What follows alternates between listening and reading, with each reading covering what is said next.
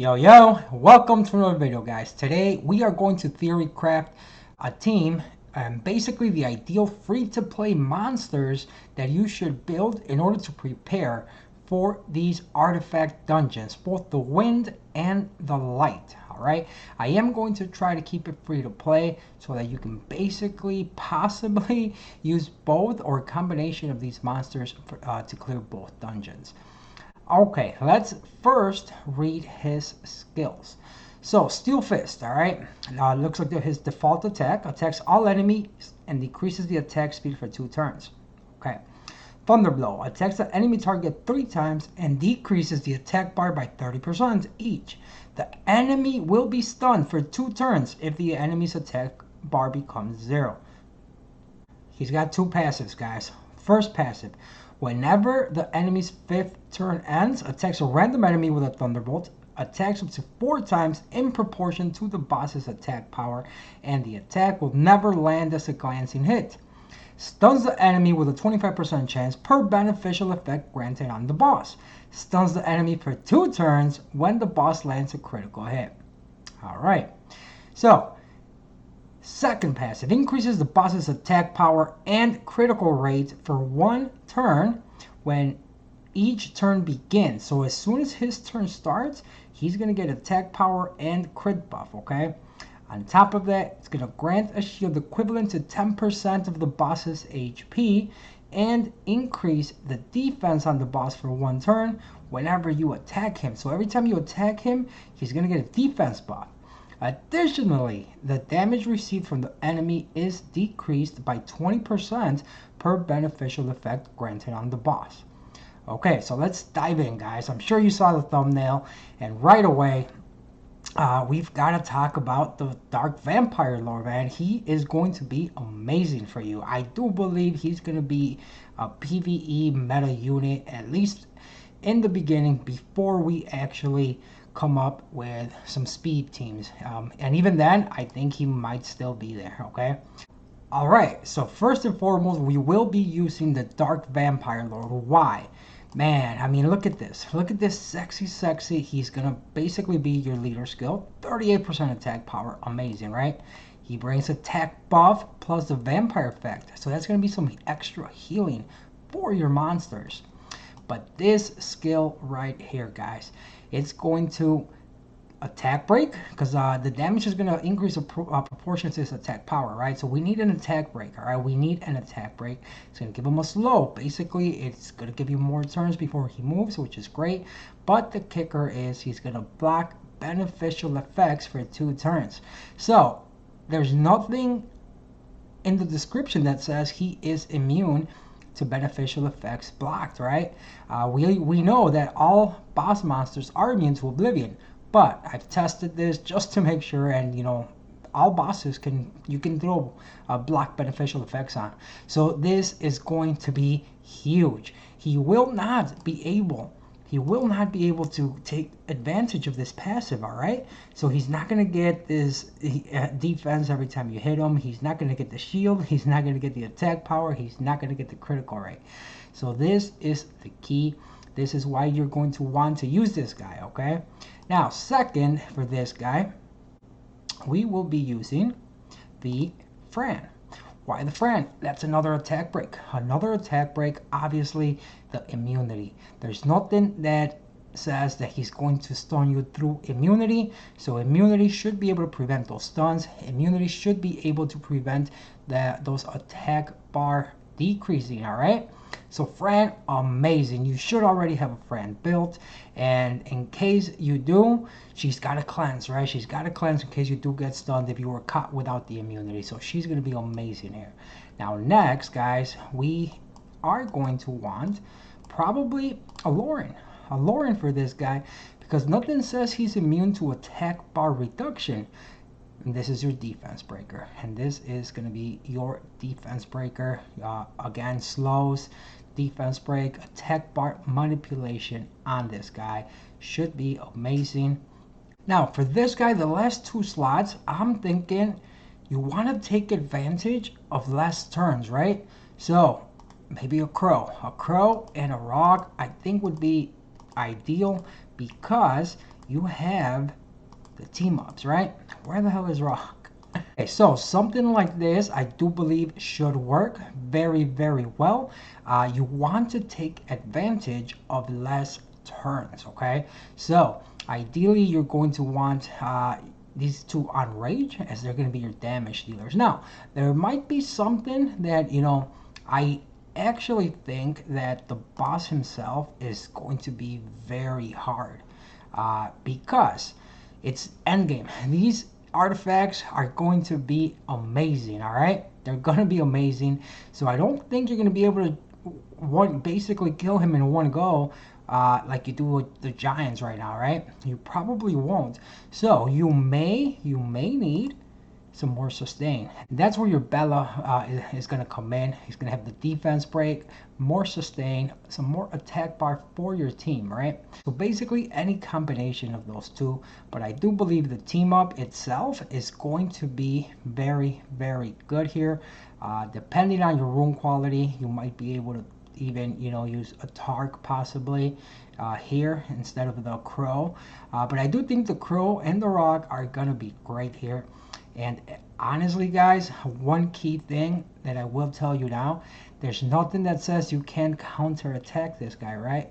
So, triple revenge, man. Triple revenge. Can you imagine just Rock triple revenge and going ham on him? Going John Cena on a revenge? I think revenge is going to be a great offset. If not, triple revenge, I think will be very viable here. Now, ideally, you probably are going to want like a rage revenge set on this guy. All right, guys. Now, another key unit that you probably want a 6-star in my opinion. She was HOH. I literally just summoned her right now because I got her through the HOH. I have not built her, but it's gonna be Pink, the light Rakshasa. Why? Because she's got that slow, right? She's got some dots. She's got some dots on skill 2. There's nothing that says that he is immune to dots, so that's going to be some really, really nice damage. But on top of that, it's her passive. She is going to elongate the duration of debuffs you apply to the boss. So if you can just elongate the duration of the beneficial effects block, he's just never going to get any beneficial effects, period. All right. Okay, guys. So this is basically my free-to-play theory crafting for the wind boss. Let me know what you guys think. I am fairly certain, obviously depending on difficulty, that this should work. You'll be mixing and matching between these 5 units plus Crow and Bella Dion, depending on how much sustain you need or what you need exactly. All right. Now, let's move on to the light boss. Alright, so the light boss, skill 1 default, attacks all enemies and decreases attack bar by 30%. Conviction, attacks the enemy target 7 times and absorbs the attack bar by 20% each. Again, 2 passives. So, first passive, the skill will be enhanced as follows when the Ancient Punisher gains a turn. When he gains a turn, okay? So on the 5th turn, he's going to attack up to 3 times according to his attack speed. On the 10th turn, damage will be increased up to 100% according to the attack speed. And on the 15th turn, all attacks will ignore the enemy's defense up to 100% according to the attack speed. He's basically going to wipe your team if he gets 15 turns, okay? Now, Reverser. The damage received from the enemy will be decreased up to 70% according to the attack speed. Additionally, he gains a turn instantly when you try to decrease his attack bar. So, no Lauren, guys. No Lauren. You do not want to use Lauren. At first glance, you're like, oh, Fran, immunity so he doesn't absorb any attack bar. No. Her skill 1 decreases attack bar. So she's out of the picture, all right? She's out of the picture. And we go back to the other dungeon. And so who's going to be your healer? Boom. Bella Dion. Bella, defense break, right? Defense break, sustain, more turns for your team. Obviously, you're going to want to second awaken her. You're going to want to second awaken her. And again, the Vampire Lord, guys. The Vampire Lord. Why? This skill right here. Guess what? It decreases the enemy's attack speed. That is going to be the single most important debuff in this dungeon. If you don't decrease his attack speed, he's basically going to wipe you. Alright? He's going to wipe you. So, definitely you're going to need that. You're going to need that. This is where you're going to get your attack buff, okay? This is where you're going to get your attack buff. And, you know, skill 1's whatever, right? Again, I told you guys you need to build Ping. This is why you need to build Ping. Because she actually has a very, very reliable decrease attack speed on her skill 1. It goes up with skill ups, right? But the key also is her skill 2. Her skill 2, these dots. So guys, Ping is the best Rakshasa for this because her skill 2 does not absorb attack bar like the others do. The fire, the wind, and the water, they all absorb attack bar. The dark doesn't on her skill 2, but she's got a skill 3 that does. So she is definitely going to be the most reliable attack speed down unit that you're going to want to bring in here. And again, she's going to be able to elongate the harmful effects. So I do believe that you should be building her. I think she's going to help you definitely in both dungeons, okay? So that's going to be the second one. Again, probably the Rock. We were probably going to want to team up. You're going to need to do damage, guys. You're going to need to do damage because the more turns this guy gets, yeah, he's going to wipe you. He's going to wipe you.